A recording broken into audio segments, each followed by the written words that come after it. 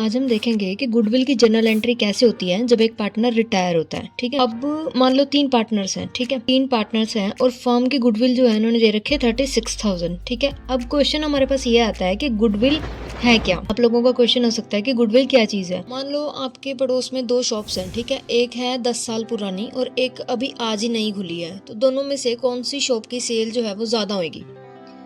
तो ऑब्वियस सा आंसर है कि पुरानी जो शॉप है उसकी सेल ज्यादा होगी। रीजन क्या है? क्योंकि जो पुरानी शॉप है उन्होंने अपना अच्छा नाम बना रखा है, उनकी रेपुटेशन है मार्केट में, लोगों की जान पहचान उनसे ज्यादा है। तो इसका मतलब क्या हुआ कि फर्म की जो सेल है वो ज्यादा हो रही है। रीजन क्या है उसका? कि उनका जो नाम अच्छा है, मतलब रेपुटेशन अच्छी है। अब अगर फर्म के अंदर 3 पार्टनर्स हैं तो वो रेपुटेशन किसने कमाई है? ऑब्वियसली वो रेपुटेशन तीनों पार्टनर्स ने कमाई है। ठीक है, खाली 2 पार्टनर्स ने तो नहीं कमाई, तो तीनों ने कमाई है।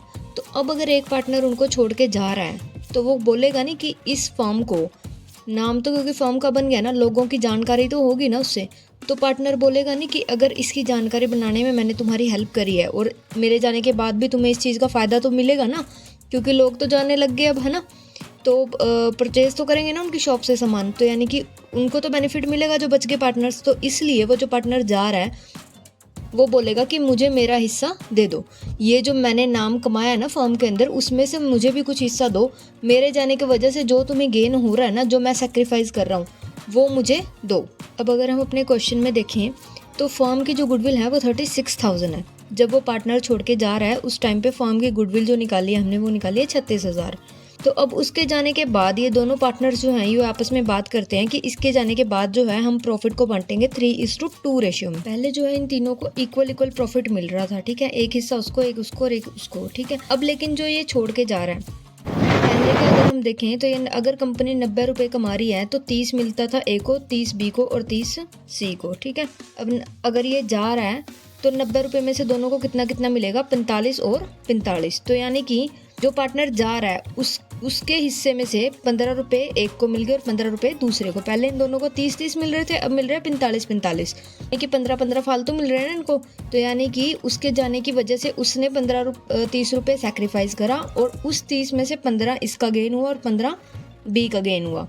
Is that clear? अब हम क्वेश्चन में देखेंगे कि ABC में सी के जाने पर ए और बी को कितना फ़ायदा हुआ, मतलब उनको क्या गेन मिला सी के जाने के बाद। तो आप लोग मुझे बताओ कि गेन हम कैसे निकाल सकते हैं। अब गेन कैसे निकालते हैं? मान लो आप लोग पहले कमा रहे थे 20 रुपये, अब आप कमाने लग गए हो 30 रुपये, तो आपको कितना गेन हुआ? ऑब्वियस सी बात है 10 रुपये। तो हमने कैसे निकाला ये? हमने न्यू में से ओल्ड को माइनस कर दिया। मान लो अब 30 रुपये कमा रहे हैं, पहले 20 रुपये कमा रहे थे, तो 30 - 20 = 10। ठीक है, तो ऐसे हमें पता चलता है। तो ये रेशो इस तरह से, इसका फॉर्मूला क्या बन गया? New minus old, gaining ratio निकालने का। ठीक है, अब हमें निकालना है कि ए ने कितना गेन करा। अब उन्होंने क्या डिसाइड किया था, ए ने और बी ने 3:2 की रेशो में प्रॉफिट को बांटना। ठीक है, लेकिन पहले वो लोग किस रेशो में बांटते थे? 1:1 रेशो में। ठीक है, तो यानी कि पहले ए को कितना हिस्सा मिलता था? 1/3 और बी को भी कितना हिस्सा मिलता था? 1/3। और अब ए को कितना हिस्सा मिल रहा है? 3/5। 3:2 है ना, तो 3 और 2 5, क्या बन गया? 3/5 हो गया न्यू रेशो। तो 3/5 में से 1/3 को हम क्या कर देंगे? माइनस। तो हमारे पास क्या आ जाएगा? 4/15। ये आ गया ए ने जो गेन किया है। ठीक है, और सेम ऐसे ही बी का निकाल लेंगे। बी अब कितना कमा रहा है? 2/5 और पहले कितना कमा रहा था? 1/3।